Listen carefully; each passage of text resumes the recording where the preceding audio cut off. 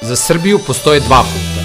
Jedan je put propale ekonomske politike subvencionisanja, korupcije, partijskog zapošljavanja, samovolje pojedinaca, pljačkaške privatizacije i parazita koje žive na leđima društva i građana. A drugi, mnogo teži, put odgovornosti, napornog rada, domaćinskog ponašanja, pristojnosti i institucija sistema. Dosta je bilo. 3 dana nakon što su se Saša Radulović i njegovi saradnici povukli sa funkcije u Ministarstvu privrede, osniva se udruženje građana Dosta je bilo restart. Pristojni ljudi okupljaju se kao protivteža privilegovanima, rešeni da na predstojećim parlamentarnim izborima glasačima ponude opciju za, a ne protiv, za Srbiju u kojoj se rado živi i radi. 2 nedelje kasnije, udruženje dobija i svoje prostorije u kojima će zasedati izborni štab. Osniva se pokret Dosta je bilo Saša Radulović. Aktivisti pokreta prikupljaju potpise podrške. Bez organizacije na terenu i bez novca, pokret mnogima deluje kao da neće prikupiti ni potrebne potpise. Pokret je potcenjen. Pristojni ljudi su se prepoznali i sjatili da ga podrže. 12.000 ljudi. 3. marta udruženje predaje listu za učešće na izborima. A zatim, veliki izazov, kampanja. U totalnom medijskom mraku za pokret nema prostora. Internet je jedino mesto gde uspeva da se razmakne. Modern pokret, ubedljivo najbolja internet kampanja. A šta bi se desilo da nije bilo medijskog mraka? A kako sve to znate, a ne znate šta piše u ugovoru? Ja znam neke delove. Dakle, kao predsednik Narodne skupštine imam pravo uvid u svaki dokument. Sad preskočite Fiat. Šta je vaš problem? Evo sad slušamo da sve... A kako možete uopšte pričati o nečemu, niste pročitali ugovor? Pa kaže čovjek da je video delove. Jeste pročitali ugovor? Ja sam nešto video, da. Gde ste video ugovor? Ne bih govorio o tome, to je državna tajna. Kako ne biste govorili? Kod mene u kabinetu je ugovor. Kako ste vi čitali ugovor? Pa nije čitao ugovor. A čekajte, a kod vas u kabinetu ugovor? Tako je.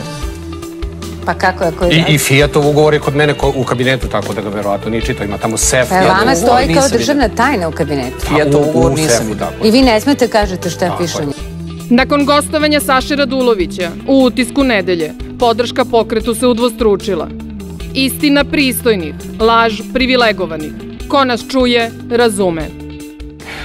Recimo, parazitski sistem je kad u njega stavljate partijske kadrove. Koliko ste godina imali kad ste ušli u upravni odbor JAT-a? Imao sam 27. Znači, nemate ni dan radnog iskustva. Sa 27 godina ulazite u upravni odbor JAT-a. I mi govorimo o tome kako je parazitski sistem na nekom drugom mestu. Pa to jednostavno tako ne može. Ne možete sa toliko godina dobiti zato što ste partijski povezani da vodi... Pa to nigde u svetu ne funkcioniše. Nemate, ja sam završio najteži fakultet u zemlji i mislim da... Pa to nigde na svetu... Tehnički fakultet u Beogradu. Kraj kratke i intenzivne kampanje obeležili smo završnom konvencijom. Pristojno, drugačije, realno. Svesni velikih planova, još većih očekivanja i činjenice da nema ko i da mora sada. U nemogućim uslovima potpune medijske blokade i za samo mesec dana poruka pokreta doprla je do skoro 75.000 glasača. Osvojili smo 2,1% glasova i obavezu da istrajemo. U nekim opštinama prešli i cenzus. Odvažan start, hrabar sprint, solidno prolazno vreme, slede pripreme za maraton. Na kraju predizborne kampanje pokret ima 365 članova. Počinje da gradi mrežu lokalnih odbora i okuplja simpatizere. Sprovodi akcije koje ilustruju načela pokreta i podižu vidljivost pokreta u javnosti. Izložbom tajnih ugovora skrećemo pažnju javnosti na štetu koju Srbiji nanose nesposobne vlade. Protivimo se nameri Aleksandra Vučića da direktnom pogodbom proda vojvođansku zemlju svojim arapskim prijateljima. Akcija Ne damo zemlju ispod žita prikupila je 8.000 potpisa podrške. Organizujemo konferenciju sa nezavisnim stručnjacima posvećenu gorućim problemima nauke i prosvete. Leto provodimo u kampanji za lokalne izbore u Majdanpeku. Ljudi se plaše da nas otvoreno podrže. Plaše se za egzistenciju. Nastupamo pod sloganom Samo hrabro, dosta je bilo. Rezultat nije izostao. Utrostručili smo broj osvojenih glasova u odnosu na rezultat parlamentarnih izbora u martu. Izgradili smo čvrstu bazu podrške za buduće parlamentarne izbore. Jesen obeležavamo još jednom uspešnom akcijom. Ne damo penzije parazitima. Ponovo izlazimo na ulice, družimo se s penzionerima, delimo flajere, organizujemo tribine i objašnjavamo viziju društva u kojoj je socijalna zaštita univerzalna, a privreda tržišna. Skupili smo 8.000 potpisa za peticiju. Iako su vrata medija sa nacionalnom frekvencijom zabravljena za nas, u lokalnim medijima probijamo medijsku blokadu.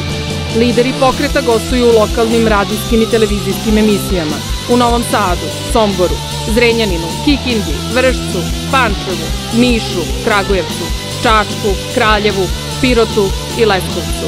Ima nas i na Al Džaziri, N1, u Vremenu, Glasu Amerike i Radio Slobodnoj Evropi. Prvi rođendan obeležavamo s formiranim timovima u 20 od 26 okruga, kao i u većim gradskim opštinama po Srbiji. Imamo još 6 kancelarija u Somboru, Zrenjaninu, Nišu, Kragujevcu, Boru i Čačku. 1500 članova, 600 aktivno na Facebook grupama. Rastemo iz dana u dan, formiramo vladu u senci. Promovišemo viziju Srbije u kojoj se lepo i rado živi i radi, viziju slobodnog, odgovornog i pristojnog društva u kome se građani nesmetano razvijaju i ostvaruju. Želimo da uspostavimo održiv sistem upravljanja uređenom zemljom zadovoljnih i slobodnih građana, zemljom mogućnosti. Verujemo u integritet, odgovornost, otvorenost, humanost i izuzetnost. Obećanja ne dajemo lako i uvek ih ispunjavamo. Tragamo za mogućnostima, a ne izgovorima. Delima zaslužujemo poverenje drugih. Podržavamo ljude, kritikujemo postupke. Osjećamo strast za posao koji obavljamo. Izuzetni postajemo. Znamo šta hoćemo. Znamo da možemo.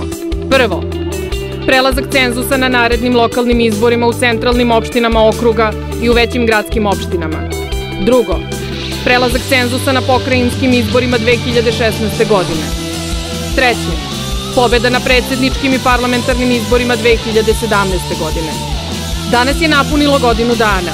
Izrasli su mu prvi zubi i ima veliki apetit. Hrabro. Ne boji se ni mraka ni babaroge. Nije kao ostan.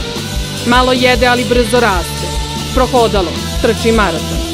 Vaspitano i kulturno, ali hoće da se tuče sa starijom, naprednom decom. Svi koji su ga upoznali kažu biće čudo.